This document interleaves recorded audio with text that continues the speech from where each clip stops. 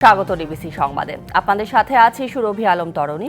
দেশের বাজারে সয়াবিন তেলের সংকট কাটছেই না। বিক্রেতাদের অভিযোগ, আগাম টাকা নিয়েও সরবরাহ করে না কোম্পানিগুলো। ডিলারদের কাছে ধর্ণা দিয়েও মিলছে না চাহিদা মতো তেল। বোতলজাত সয়াবিনের সরবরাহ সংকটে দাম বেড়েছে খোলা সয়াবিন সহ অন্যান্য বিকল্প ভোজ্য তেলেরও। কোম্পানিগুলোর লোকসান বিবেচনায় নিয়ে প্রায় 2 মাস আগে সয়াবিন তেলের দাম বাড়ায় সরকার, কিন্তু তারপরও প্রতিষ্ঠানগুলো বাজারে চাহিদা মতো সরবরাহ বাড়ায়নি এমন অভিযোগ বিক্রেতাদের। সকালে তিনটা ডিলারের সঙ্গে কথা হলো, তারা বলতেছে তাদের কাছে কোনো সোয়াবিনই নাই, বোতলজাত পায় নাই, ড্রামও পায় নাই। টাকা চলে গেছে তাদের কাছে, এখন তারা যেদিন দেয় সেদিন পাবো, তাছাড়া তো আর কিছু করার নাই। রাজধানীর বাজারে 5 লিটারের সয়াবিন তেল বিক্রি হচ্ছে 845 থেকে 850 টাকায়, আর 1 লিটারের বোতল 170 টাকা। তবে বাস্তবতা হলো 1 ও 2 লিটারের বোতলের সরবরাহ নেই। বলে নাই, মাল নাই, প্রোডাকশন নাই, মাল নাই, তো আমরা কি বলবো? ওরা যা বলে তাই তো শুনি। 5 লিটারের গুলো বিক্রি করতেছে 850 টাকা। বোতলজাত তেলের সংকটে দাম বেড়েছে খোলা তেলের। বাজার ভেদে বিক্রি হচ্ছে 166 থেকে 170 টাকা লিটার বা 185 টাকা কেজি দরে। পামজাত যে তেলটা ওটা 20 কেজি দাম বিক্রি করতে হচ্ছে আপনার 172 থেকে 170 থেকে 175 টাকা। বাজারের অস্থিরতায় বন্ধ কারওয়ান বাজারের ডিলারের দোকান। সয়াবিন তেলের সংকটে দাম বেড়েছে বিকল্প ভোজ্য তেল রাইস ব্র্যান, ক্যানেলা ও সানফ্লাওয়ারের। রাইস ব্র্যান ওই যে দাম বাড়াইছে, যে আগে ছিল 1050, এখন করছে 1080। তো ক্যানোলা এখন না ভাই, এটা খাইতে হচ্ছে। সোয়াবিন নাই, আমরা তো খোঁজ করতেছি, সোয়াবিন নাই, কোথায় গেছে এটা সরকার দেখুক। একই চিত্র ঢাকার বাইরেও। খুলনা মহানগরীর গল্লামারী বাজার ঘুরে দেখা গেছে বোতলজাত তেল বিক্রি হচ্ছে 180 টাকা লিটার, আর খোলা তেলের দর 180 থেকে 185 টাকা। বোতল একটু সংকট আছে, বোতল তেলটা পাওয়া যাচ্ছে না।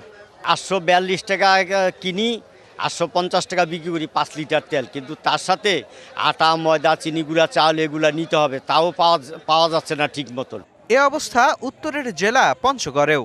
আধা লিটার ও 1 লিটারের বোতলের সংকটে বিপাকে নিম্ন আয়ের ক্রেতা।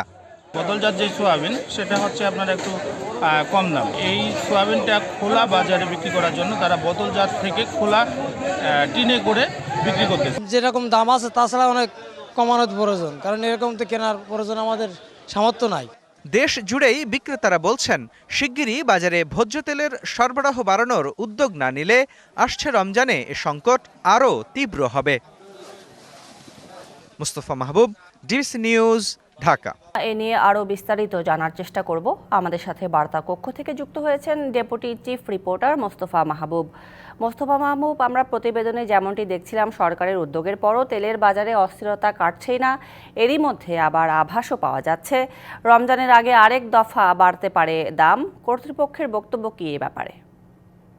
তরণী, প্রথম যে কথাটি বলতে চাই আপনাকে, ভোজ্য তেলের যে বাজার আমাদের, সেখানে 90% কিন্তু আমদানি নির্ভর। এই তেল মূলত আসলে 5ই আগস্ট সরকার পতনের আগে মূলত 10টি প্রতিষ্ঠান এই বাজারটি নিয়ন্ত্রণ করত, কিন্তু এর পরে যেটি হয়েছে, বিশেষ করে এসালম সহ আরও কয়েকটি প্রতিষ্ঠান, এসালম একেবারেই আমদানি বন্ধ করে দিয়েছে বললেই বলা চলে, আর এবং এর সঙ্গে সঙ্গে যেমন বসুন্ধরা সহ আরও বেশ কয়েকটি প্রতিষ্ঠান যারা আসলে তাদের আমদানি প্রক্রিয়াটি কমিয়ে দিয়েছে, সেটি একটি সমস্যা। কিন্তু এর সঙ্গে যে বিষয়টি যুক্ত হয়েছে, এছাড়া অন্য যে প্রতিষ্ঠানগুলো আছে, সিটি গ্রুপ, টিকে গ্রুপ কিংবা মেঘনা গ্রুপের মতো যে প্রতিষ্ঠান, তারাও কিন্তু আসলে সেই সক্ষমতা রাখে বাজারের যে চাহিদা সেটি পুরোপুরি আমদানি করার। কিন্তু তারপরও কেন এই সংকট, সেটির বিষয়ে আসলে জানতে গিয়ে আমরা যেমনটা জানতে পেরেছি যে আন্তর্জাতিক বাজারে বিশেষ করে ডিসেম্বর থেকেই কিন্তু এই দামটি বেড়েছিল, যদিও যেমনটা আমরা দেখেছি দেশের বাজারে 2 দফায়, অর্থাৎ 17 অক্টোবর এবং 19 অক্টোবর, এই 2 দফায় ভ্যাট কমানো হয়েছিল। 15% ভ্যাট, সেটি 5% নামিয়ে আনা হয়েছে। তার ধারাবাহিকতায় আমরা দেখেছি দামের মধ্যে কিন্তু প্রতি কেজিতে প্রায় 10 থেকে 11 টাকা দাম কমার কথা ছিল, কিন্তু এই একই সময়ে বা তার পরবর্তী সময়ে আমরা যেমনটা দেখলাম ডিসেম্বর থেকেই আন্তর্জাতিক বাজারে এই দাম, পণ্য দুটির দাম বাড়া শুরু হলো, পাম এবং সয়াবিন, যার ফলে হয়েছে এর দামে একটি প্রভাব পড়েছে। কিন্তু আমাদের দেশে সয়াবিন তেলের দামটি সাধারণত নির্ধারণ করে দেয় ট্যারিফ কমিশন, অর্থাৎ আন্তর্জাতিক বাজারে যাই থাকুক না কেন, ট্যারিফ কমিশনের নির্ধারিত দামের বাইরে এই কোম্পানিগুলোর আসলে এই সয়াবিন তেল বা পাম তেল বিক্রি করার আসলে কোনো সুযোগ নেই, যে কারণে হয়েছে কি এই বাড়তি দাম। এবং ডিসেম্বরে আরেকটি ঘটনা ঘটেছে দেশে, সেটি হচ্ছে হঠাৎ করেই ডলারের দাম বেড়ে গিয়েছিল প্রায় 8 থেকে 10 টাকা। ডলারের দাম বৃদ্ধি এবং আন্তর্জাতিক বাজারে এই দুটো পণ্যের দাম বৃদ্ধির যে প্রভাব, সেই অনুযায়ী কিন্তু আমদানিকারকদের কাছ থেকে বা সরবরাহকারী যে বড় প্রতিষ্ঠানগুলো আছে তাদের কাছ থেকে একটি দাবি ছিল দামটি যাতে সমন্বয় করা হয়। কয়েক দফা তারা এ নিয়ে ট্যারিফ কমিশনকে চিঠিও দিয়েছে, কিন্তু সেখান থেকে সাড়া আসেনি। আমি বেশ কয়েকটি প্রতিষ্ঠানের প্রতিনিধির সাথে কথা বলেছি, যারা নাম প্রকাশ না করার শর্তে আমাকে যেটি বলেছেন যে ট্যারিফ কমিশনের এই উদাসীনতা বা দাম সমন্বয় করার ক্ষেত্রে যে ধীর গতি বা সাড়া না দেয়া, সেটির কারণেই আসলে যেটি হয়েছে তারা লোকসান দিয়ে তেল বিক্রি করবেন না, যে কারণে তারা কিছুটা বিক্রি কমিয়ে দিয়েছেন। একদম পরিষ্কার মোস্তফা মাহবুব। ভোজ্য তেলের সংকটের পাশাপাশি কিন্তু অন্যান্য নিত্য প্রয়োজনীয় পণ্যের দামও নাগালে আসছে না। নিয়মিত বাজার তদারকিরও দাবি করছে কর্তৃপক্ষ, কিন্তু সুফল মিলছে না। ঘাটতি কোথায় দেখতে পাচ্ছেন? সেখানে মূলত আসলে যেটি বলা চলে যে মূল যে সমস্যাটি, সেটি হচ্ছে বিশেষ করে আমদানি পণ্যের কিন্তু তথ্য পর্যাপ্ত আসলে নেই। আমরা যেমনটা দেখি বাংলাদেশ ব্যাংক বা আমদানি যে তথ্যগুলো আমরা যে সমস্ত উৎস থেকে পাই, সেটি সাধারণত মাসভিত্তিক তথ্য দেওয়া হয়, কিন্তু ভোগ্যপণ্যের বাজারটি আসলে অনেক বেশি লাইভ। প্রতি মুহূর্তের তথ্য যদি আপনার হাতে থাকে, তাহলে কিন্তু আপনি বুঝতে পারবেন চাহিদার সাথে আপনার ঘাটতি কতটুকু আছে এবং সরবরাহ ব্যবস্থাপনায় কি পরিমাণ পণ্য আসলে সরবরাহর জন্য অপেক্ষমান আছে। এই তথ্যটির অভাবেও কিন্তু অনেক সময় বাজার ব্যবস্থাপনা বা নজরদারির চেয়েও এই যে তথ্যের অভাব এবং ধারাবাহিকতা, যে আমার সাপ্লাই চেইনে কি পরিমাণ পণ্য অপেক্ষমান আছে এবং আমার চাহিদা কত, সেটিতে নিয়ন্ত্রণ না থাকার কারণেও কিন্তু বাজারটি বাড়ে এবং এই অস্থিরতার সুযোগ নেন বিভিন্ন পর্যায়ের যারা অসাধু ব্যবসায়ী আছেন তারা। এটা শুধু যে আমদানিকারক বা পাইকারি ব্যবসায়ী বিক্রেতা বা খুচরা বিক্রেতা তাই নন, সবাই আসলে এই সুযোগটা তখন নেন। মূল সমস্যাটা আসলে নজরদারির চেয়েও কি পরিমাণ পণ্য আমার পুরো দেশের চাহিদা মেটানোর জন্য প্রয়োজন এবং সেটি আমদানির পর্যায়ে কি পরিমাণ আছে এবং সাপ্লাই চেইনে আছে কি পরিমাণ এলসি খোলা হয়েছে, আগামী 20 দিন 25 দিন বা 1 মাস পরে কি পরিমাণ পণ্য বাজারে ঢুকবে, এই যে সামগ্রিক তদারকি, সেই তদারকিটার কিন্তু অভাব রয়েছে, যার কারণেই আসলে হঠাৎ দেখা যাচ্ছে কোনো পণ্যের ক্ষেত্রে অস্থিরতা তৈরি হয় এবং ভোক্তাকে বাড়তি দাম সেই পণ্যটি কিনতে হয়। একদম পরিষ্কার মোস্তফা মাহবুব, অসংখ্য ধন্যবাদ আপনাকে বার্তা কক্ষ থেকে যুক্ত হবার জন্য। আগামীকাল পর্দা উঠছে অমর একুশে বইমেলার। বেলা 3টায় মাসব্যাপী এই মেলার উদ্বোধন করবেন প্রধান উপদেষ্টা ডক্টর মোহাম্মদ ইউনূস। সকালে বইমেলার নিরাপত্তা প্রস্তুতি পরিদর্শন করে ডিএমপি কমিশনার শেখ মোহাম্মদ সাজ্জাদ আলী হুঁশিয়ারি দিয়ে বলেন, হরতাল দিয়ে নাশকতার চেষ্টা করা হলে কঠোর হস্তে দমন করা হবে। উস্কানিমূলক কোনো বই যেন মেলায় না থাকে, সেজন্য বাংলা একাডেমিকে বলা হয়েছে বলেও জানান তিনি। ধীরে ধীরে সেজে উঠেছে মেলা প্রাঙ্গণ। 600-র বেশি প্রতিষ্ঠান নিয়ে সোহরাওয়ার্দী উদ্যান ও বাংলা একাডেমি প্রাঙ্গণে চলছে শেষ সময়ের প্রস্তুতি। হাতুড়ি পেরেক আর রং তুলির আঁচড়ে স্টল সাজানোর কাজে ব্যস্ত কর্মীরা। শনিবার বেলা 3টায় মাসব্যাপী এই মেলার উদ্বোধন করবেন অন্তর্বর্তী সরকারের প্রধান উপদেষ্টা ডক্টর মোহাম্মদ ইউনূস। ছাত্রজনতার অভ্যুত্থান পরবর্তী এবারের বইমেলায় থাকছে জুলাই চত্বর। অমর একুশে গ্রন্থমেলার এবারের প্রতিপাদ্য জুলাই গণঅভ্যুত্থান, নতুন বাংলাদেশ বিনির্মাণ।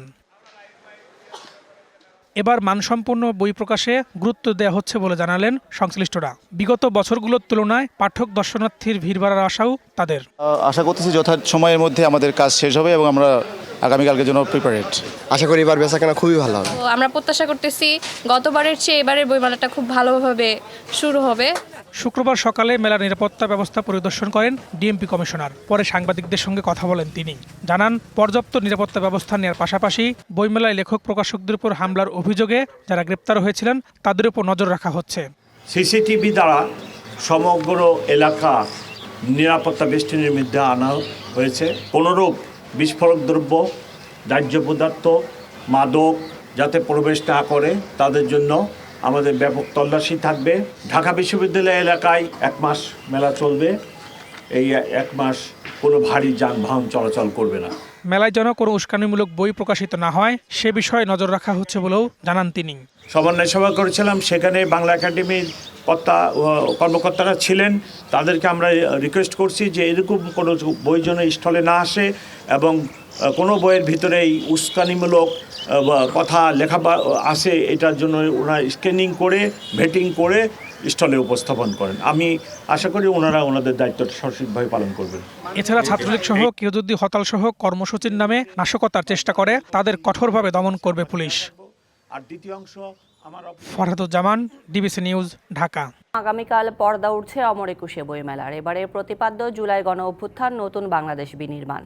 কেমন হতে যাচ্ছে এবারের আয়োজন, নিরাপত্তা ব্যবস্থা সহ সার্বিক পরিস্থিতির বিষয়ে আরও বিস্তারিত জানার চেষ্টা করব। আমাদের সাথে বার্তা কক্ষ থেকে যুক্ত হয়েছেন স্টাফ রিপোর্টার ফরহাদ উজ্জামান।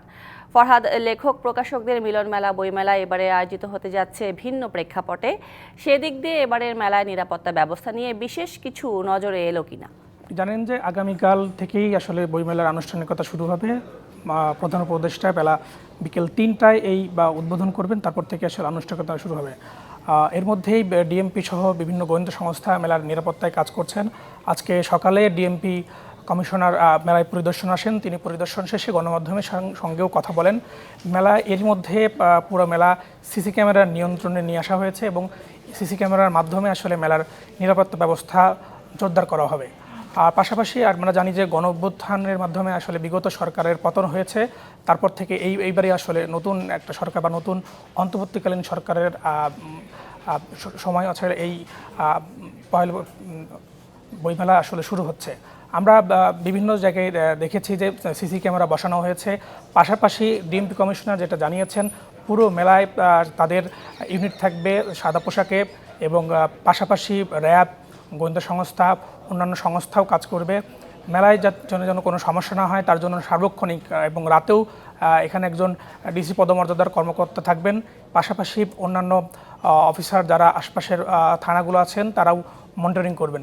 মেলার নিরাপত্তা শুধু বইমেলাতে থাকবে এমন না, ঢাকা বিশ্ববিদ্যালয় এবং আশপাশের এলাকাগুলোতেও নিরাপত্তা ব্যবস্থা জোরদার করা হয়েছে। যদিও ডিএমপি কমিশনার জানিয়েছে নিরাপত্তার কোনো ঘাটতি নেই, কিন্তু তারপরেও তারা সতর্ক অবস্থানে আছে। এবং এবার আমরা আরও বেশ কিছু বিষয় দেখেছি যে আওয়ামী লীগ এবং ছাত্রলীগ তারা একটা ঘোষণা দিয়েছে যে ফেব্রুয়ারি মাসে তারা কিছু কর্মসূচি পালন করবে। ডিএমপি কমিশনার একটু কঠোরভাবেই হুঁশিয়ারি দিয়েছেন যে নাশকতা এবং কর্মসূচির নামে যদি কোনো নাশকতা করা হয় তাহলে তা কঠোরভাবে দমন করা হবে। এবং তিনি উল্লেখ করেছেন যে নিষিদ্ধ ঘোষিত ছাত্রলীগও যদি এই কর্মসূচির নামে কোনো নাশকতা করতে চায় তাদেরকেও আসলে তারা আইনের আওতায় নিয়ে আসবে। এর পাশাপাশি আমরা জানি যে গত বইমেলাগুলোতে বিভিন্ন লেখক এবং প্রকাশকদের উপর হামলা হয়েছে। ইতিমধ্যে বেশ কয়েকজন জামিনেও বের হয়েছেন। তাদের বিষয়েও ডিএমপি থেকে জানানো হয়েছে, তাদের বিষয়েও নজরদারি রাখা হয়েছে। সার্বিক বিষয়ে আসলে আলাদাভাবেই নজরদারি রাখা হচ্ছে যেন অনাকাঙ্ক্ষিত কোনো ঘটনা না ঘটে, যেটা আসলে বইমেলার নিরাপত্তাতে বিঘ্নিত ঘটে বা বইমেলাতে যদি কোনো অনাকাঙ্ক্ষিত ঘটনা না ঘটে তার জন্য আসলে যথেষ্ট প্রস্তুতি নিয়ে মাঠে নামছে নিরাপত্তা বাহিনী। আর সম্প্রতি আপনি নিজেও জানেন যে সম্প্রতি বাংলা একাডেমি সাহিত্য পুরস্কার ঘোষণা নিয়ে আছে বিতর্ক। এমন ঘটনা কি প্রভাব ফেলবে এবারের মেলায়? না, এবারের মেলায় এমন কোনো প্রভাব ফেলবে না। আমরা সেখানে সংশ্লিষ্ট যারা আছেন তাদের সাথেও কথা বলেছি। তারা বারবার বলেছেন যে গত কয়েকবারের তুলনায় এবার তারা স্বতঃস্ফূর্তভাবে আসলে মেলায় তারা আশা করছেন যে তারা পাঠক এবং দর্শনার্থীরা আসলে মেলায় প্রবেশ করবেন এবং গত কয়েক বছরের তুলনায় এবার মেলার বিক্রিও বাড়বেন এবং বেশ নতুনত্ব কিছু নিয়েছে। এবং আরেকটা নতুনত্ব আনা হয়েছে, এখানে জুলাই গণ অভ্যুত্থানের একটি স্টল থাকবেন এবং এই স্টলগুলোতে এবং জুলাই আন্দোলনে যারা শহীদ হয়েছেন তাদের বিষয়েও এখানে তথ্য থাকবেন। এবং পাশাপাশি যারা এই আন্দোলনে যারা ছিলেন তারাও আসলে রেগুলার এই মেলায় মনিটরিং করার কথা জানিয়েছেন এবং শিক্ষার্থীরাও আসলে বলেছেন যে তারা স্বতঃস্ফূর্তভাবেই এই মেলায় আসবেন। এখানে কোনো বাধা আসলে তাদেরকে মেলায় আসা বা বন্ধ করতে পারবে না। সো এইবার কোনো কারণেই আসলে আরও গতবারের চেয়ে এইবারের মেলাটা তারা আশা করছেন যে বেশি ভালো হবে এবং মানসম্মত বই নিয়ে আসবেন। নিশ্চয়ই, অসংখ্য ধন্যবাদ ফরহাদ আপনাকে যুক্ত হবার জন্য। দেশের অর্থনৈতিক ভারসাম্য রক্ষায় সরকার কাজ করছে বলে জানিয়েছেন বাণিজ্য উপদেষ্টা শেখ বশির উদ্দিন। পূর্বাচলে 29তম ঢাকা আন্তর্জাতিক বাণিজ্য মেলার সমাপনী অনুষ্ঠানে একথা বলেন তিনি। বাণিজ্য উপদেষ্টা আরও জানান 2026 সালের মধ্যে এলডিসি গ্র্যাজুয়েশন হতে যাচ্ছে বাংলাদেশ। এবারের মেলায় 343টি দেশি বিদেশি প্রতিষ্ঠান অংশগ্রহণ করেছে। এর মধ্যে ভারত, পাকিস্তান, তুরস্ক, সিঙ্গাপুর, ইন্দোনেশিয়া, হংকং অন্যতম। মেলায় অংশগ্রহণকারী প্যাভিলিয়ন, স্টল ও প্রতিষ্ঠানকে বিভিন্ন ক্যাটাগরিতে ক্রেস্ট প্রদান করেন বাণিজ্য উপদেষ্টা। সর্বক্ষেত্রে দেশের অর্থনৈতিক ব্যবস্থার ভারসাম্য এবং বিদেশি বিনিয়োগের সুষ্ঠু পরিবেশ সৃষ্টি করতে হবে। আর এই লক্ষ্যকে সামনে রেখে বর্তমান অন্তর্বর্তীকালীন সরকার এর মাননীয় প্রধান উপদেষ্টার নেতৃত্বে আমরা কাজ করে আসছি। জুলাই গণ অভ্যুত্থানে 6 মাসেও পতিত সরকারের গুম, খুন ও গণহত্যায় জড়িতদের বিচার না হওয়ায় ক্ষোভ জানিয়েছে ইসলামী ছাত্র শিবির।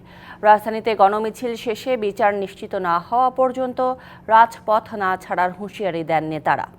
এদিকে বিগত সময়ে জুলুমের পর্বত দলীয় নেতাকর্মীদের ঘাড়ে চাপিয়ে দেওয়া হয়েছিল বলে অভিযোগ করেছেন জামায়াতের আমির ডাক্তার শফিকুর রহমান। আওয়ামী লীগ সরকারের গুম, খুন, দুর্নীতিসহ রাষ্ট্রবিরোধী সব কর্মকাণ্ড এবং জুলাই গণহত্যায় জড়িতদের বিচারের দাবিতে ইসলামী ছাত্র শিবিরের এই গণমিছিল। জুমার নামাজের পর জাতীয় মসজিদ বাইতুল মোকাররম থেকে শুরু হয় মিছিল। শাহবাগ মোড়ে মিছিল শেষে কথা বলেন সংগঠনের নেতারা। আমাদের ভাইদেরকে হত্যা করেছে, পুরো পৃথিবী যার সাক্ষী হয়েছে, তাদেরকে এখনো গ্রেফতার করা হয় না। সামনেও কাউকে আমরা ছাড়বো না যদি আওয়ামী ফেসিবাদকে পুনর্বাসন করতে চায়। হুঁশিয়ারি আসে, নতুন করে যদি কেউ ফেসিবাদ সৃষ্টি করতে চায়, অবস্থা আওয়ামী লীগের মতো শোচনীয় হবে। আজ পর্যন্ত 6 মাসের মধ্যে আমরা তাদের বিচার নিশ্চিত করতে দেখি নাই। বাংলার জমিনে আওয়ামী সন্ত্রাসীদের, নিকৃষ্ট ফাসিস্টদের, নিষিদ্ধ ছাত্রলীগের বিচার আমরা নিশ্চিত করবো ইনশাআল্লাহ। রাজধানী ছাড়াও বগুড়া, নোয়াখালী সহ দেশের বিভিন্ন জেলায় একই দাবিতে ছিল ছাত্র শিবিরের গণমিছিল।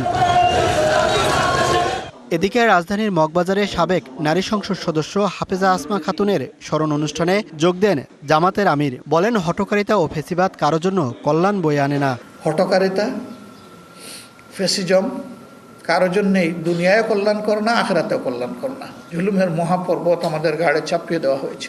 বিদায় নিতে পারবো না, আপনজনকে বিদায় দিতে পারবো না। আমি দোয়া করি এরকম পরিস্থিতি জাতির আরেকজন নাগরিকের জীবনে যেন আর ফিরে না আসে। Mohaiminul Khan Apu, DBC news, Dhaka. এবার ডিবিসি নিউজের বিশেষ আয়োজন মহানগর রাজনীতির হালচাল। আজ থাকছে গাজীপুরের রাজনীতির খবরাখবর।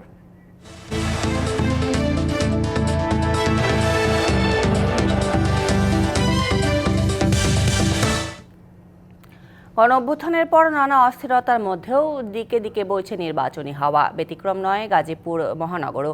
নির্বাচনের বার্তা ভোটারদের কাছে পৌঁছে দিতে তৎপরতা শুরু করেছে রাজনৈতিক দলগুলো। এদিকে মনোনয়ন প্রত্যাশীদের আলাদা আলাদা কর্মসূচিতে গাজীপুর বিএনপিতে গ্রুপিং স্পষ্ট। নির্বাচনের প্রস্তুতি নিলেও আইন শৃঙ্খলা বাহিনীর ভূমিকা নিয়ে সন্তুষ্ট নয় জামায়াত ও ইসলামী আন্দোলন। আর তারুণ্যের হাত ধরে দেশকে এগিয়ে নেওয়ার স্বপ্ন দেখাচ্ছে বৈষম্য বিরোধী ছাত্র আন্দোলন। ঢাকার অদূরে গুরুত্বপূর্ণ শিল্পাঞ্চল গাজীপুর। মহানগরীর বড় অংশ নিয়ে গাজীপুর 2 আসন। অভ্যুত্থানের পর দলীয় কর্মসূচি নিয়ে বিএনপি, জামায়াতে ইসলাম ও ইসলামী আন্দোলন তৎপর হলেও লাপাত্তা আওয়ামী লীগ ও জাতীয় পার্টি। এখানে মাঠের রাজনীতিতে বিএনপির গ্রুপিং স্পষ্ট। গুঞ্জন আছে মনোনয়ন চাইবেন কেন্দ্রীয় নির্বাহী কমিটির সদস্য ডাক্তার মাজহারুল আলম, মহানগর বিএনপির সভাপতি শওকত হোসেন সরকার, সাধারণ সম্পাদক এম মঞ্জুল করিম রনি, সাবেক যুগ্ম আহ্বায়ক রকিবউদ্দিন সরকার পাপ্পু এবং কেন্দ্রীয় শ্রমিক দলের কার্যকরী সভাপতি সালাউদ্দিন সরকার। এই 5 নেতাই আলাদা আলাদা কর্মসূচি পালন করছেন।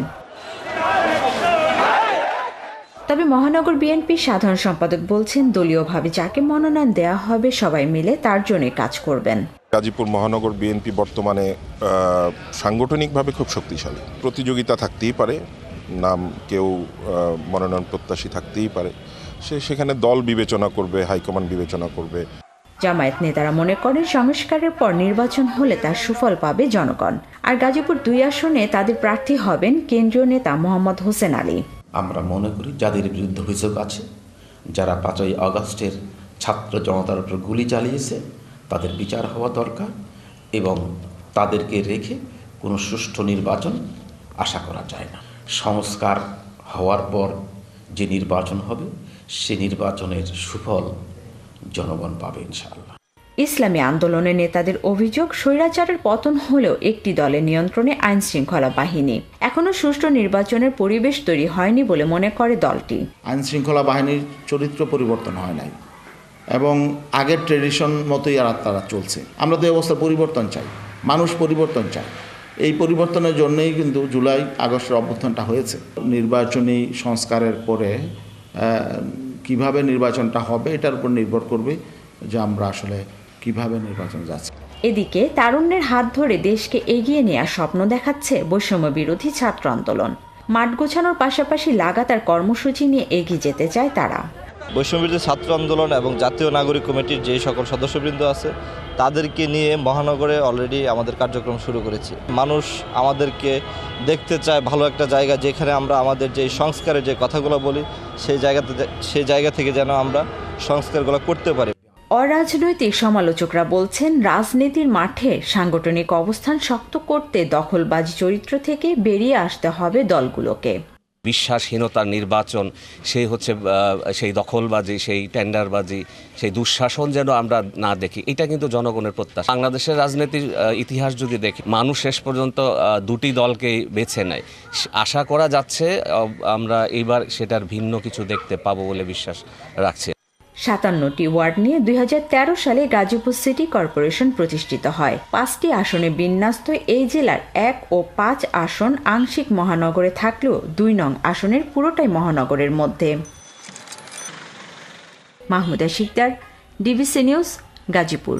তিতুমির কলেজকে স্বতন্ত্র বিশ্ববিদ্যালয়ে রূপান্তর সহ 7 দফা দাবিতে আজ আবারও সড়ক অবরোধ করেছে শিক্ষার্থীরা।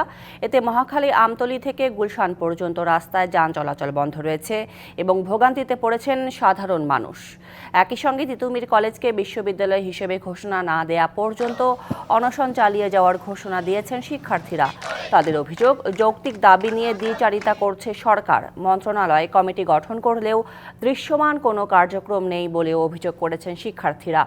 সকাল থেকে শিক্ষার্থীরা কলেজের সামনে শান্তিপূর্ণ অনশন কর্মসূচি পালন করলেও দুপুরের পর থেকে তারা কলেজের সামনের সড়ক বন্ধ করে দেয়। আমরা ব্যারিকেড দিয়েছি, মহাখালী বারাসাত ব্যারিকেড দিয়েছি বারবার, কিন্তু আমরা সেখান থেকে সরেছি শুধুমাত্র জনদুর্ভোগ যেন না হয় সেই কারণে। কিন্তু সরকারের দ্বিচারিতার কারণে বারবার আমাদেরকে এই সিদ্ধান্তে আসতে হচ্ছে। মূল দাবি একটাই, সেটা হলো তিতুমির বিশ্ববিদ্যালয়কে রাষ্ট্রীয় স্বীকৃতি। আমাদের দাবি না মানা আগ পর্যন্ত আমরা এখানে বসে থাকবো, প্রয়োজনে আমাদের জীবন চলে যাবে। আমি মনে করলাম যে না, ওদের পাশে আমাদের দাঁড়ানো উচিত। আমি আমার অনেক প্রাক্তন বন্ধুবান্ধব যারা এই কলেজে পড়াশোনা করছে তাদের সাথে আলোচনা করেছি, তারাও আমার সাথে একাত্মতা ঘোষণা করেছে। জমে উঠেছে চুয়াডাঙ্গায় ঐতিহ্যবাহী সরোজগঞ্জ খেজুর গুড়ের হাট। ভোরের আলো ফোটার আগেই হাটে গুড় নিয়ে আসেন গাছিরা। দূর দূরান্ত থেকে আসছেন ক্রেতা ও পাইকাররা। গুড় সংগ্রহ করে পাঠাচ্ছেন দেশের বিভিন্ন প্রান্তে। চুয়াডাঙ্গার গুড় স্বাদে অতুলনীয়, তবে রয়েছে ভেজালের শঙ্কাও। গুড়ের মান ধরে রাখতে কাজ করছে স্থানীয় প্রশাসন। সারি সারি গুড়ের ভার, এ যেন গুড়েরই রাজ্য। আর এই চিত্র চুয়াডাঙ্গার 100 বছরের পুরনো সরোজগঞ্জ গুড়ের হাটের। খেজুরের রস থেকে তৈরি ঝোলা ও পাটালি গুড়ের জন্য বিখ্যাত চুয়াডাঙ্গা। স্বাদে অতুলনীয় হওয়ায় এই গুড়ের চাহিদা দেশ জুড়ে। সপ্তাহের সোম ও শুক্রবার বসে সরোজগঞ্জ হাট। আর খেজুরের গুড় কিনতে সারা দেশ থেকে আসেন ক্রেতারা। সকাল থেকে সন্ধ্যা পর্যন্ত চলে বেচাকেনা। প্রতি সপ্তাহে হাটে বিক্রি হয় 20 থেকে 30 লাখ টাকার গুড়। গতবার ছিল 2200-2500, এবারটা একটু কম হচ্ছে, এই 1800, 2000। গতবারের থেকে মান এই হাটের গুড় এখন মান একটু ভালো হয়েছে, গুড়ের দাম একটু কম হয়েছে। তবে ভেজাল মিশ্রণে খ্যাতি হারাতে পারে চুয়াডাঙ্গার গুড়। এ লক্ষ্যে গাছি ও ব্যবসায়ীদের সচেতনে কাজ করছে কৃষি বিপণন অধিদপ্তর। যদি চিনি না দেওয়া হয়, 1 নম্বর গুড় আনলে ব্যাপারী কিনবে না, তাকাবে না, ওই গুড় হয়ে যাবেন লাল। চিনি বাদে গুড়, অরিজিনাল গুড় একটু আটা হয়, আর এই চিনি দিলে একটু আটা কম হয়। আমরা নিয়মিতভাবে মনিটরিং করছি যে চিনি না মিশিয়ে চুয়াডাঙ্গার ঐতিহ্য যে সুস্বাদু যে গুড়, সেই গুড়টার যাতে চুয়াডাঙ্গাবাসী সারা বাংলাদেশের লোকজন জানে যে একটা সুস্বাদু গুড় চিনি না মেশালেও খুবই ভালো, সেটা খাওয়া যায়। তবে গুড়ের চাহিদা থাকলেও দিন দিন কমেছে খেজুর গাছের সংখ্যা। এ অবস্থায় সবাইকে সচেতন হওয়ার পরামর্শ কৃষি বিভাগের। DBC news desk. সংবাদ এই ছিল এখনকার মতো। ডিবিসি নিউজের সংবাদগুলো পড়তে ভিজিট করুন dbcnews.tv আর ভিজিট করুন ডিবিসি নিউজের ফেসবুক পেজ এবং ইউটিউব চ্যানেল। সঙ্গে থাকুন।